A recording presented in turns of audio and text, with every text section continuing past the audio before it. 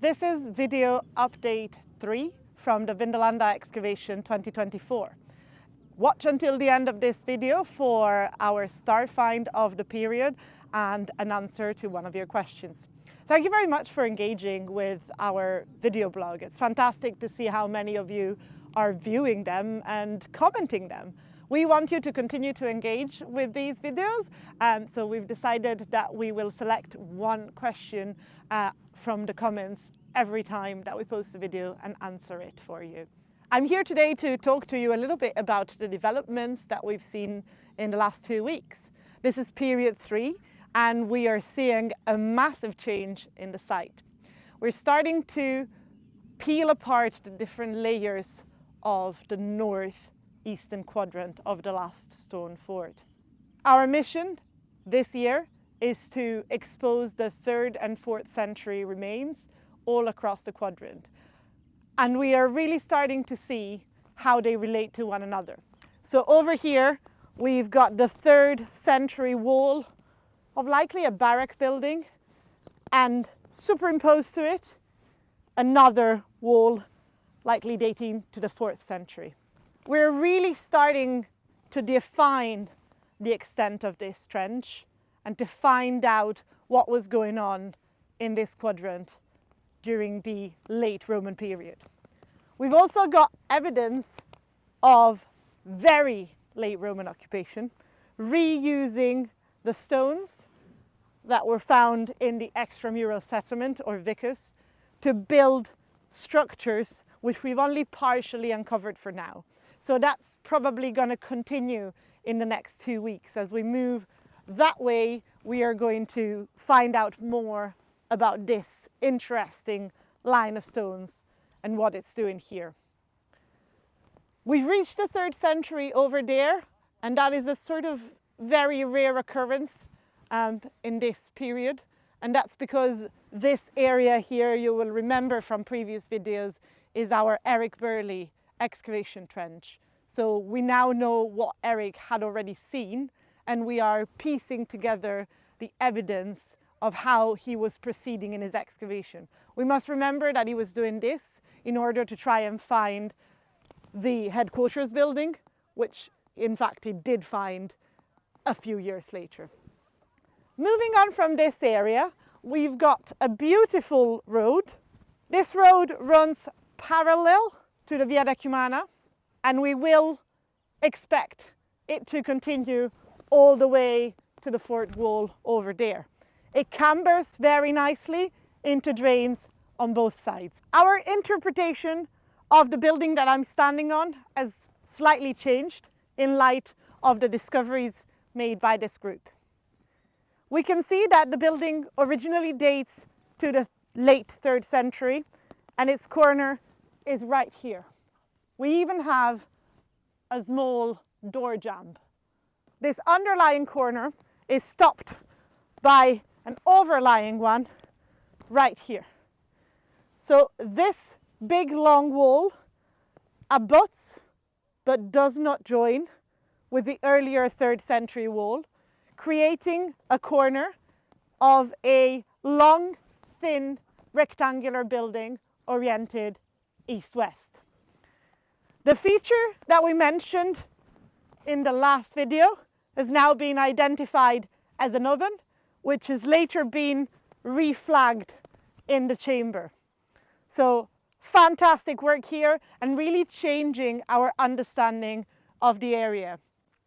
This big, long, thin building is quite similar in floor plan to the one that we encountered in the 2019 to 2023 excavations, and we dubbed a scola. We're not really sure what this building is as of yet, because we have only just started to uncover its beautiful flagged floor.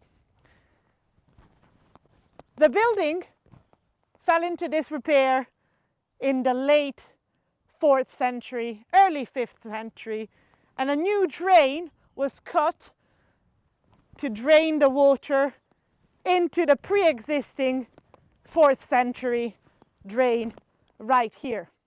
So now we know that the Romans and the people who came and occupied the site after the army had stopped being paid to be here, didn't reinvent the wheel. They reused previous features such as drains. Finally, we can see here the beautiful floor that I was telling you about, fantastically cleaned by our team of volunteers.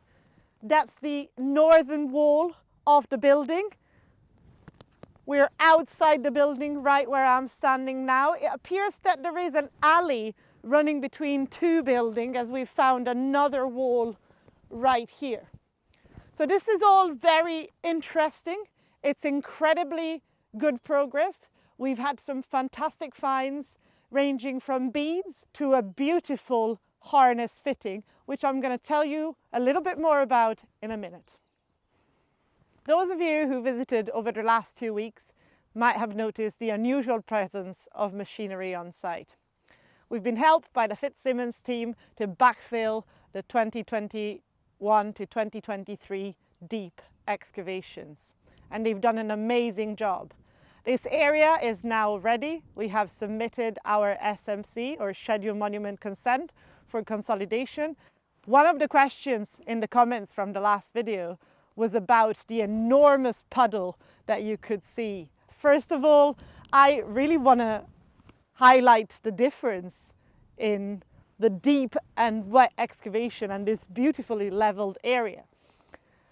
The puddles are a naturally occurring phenomenon. The water table at the site varies quite a lot.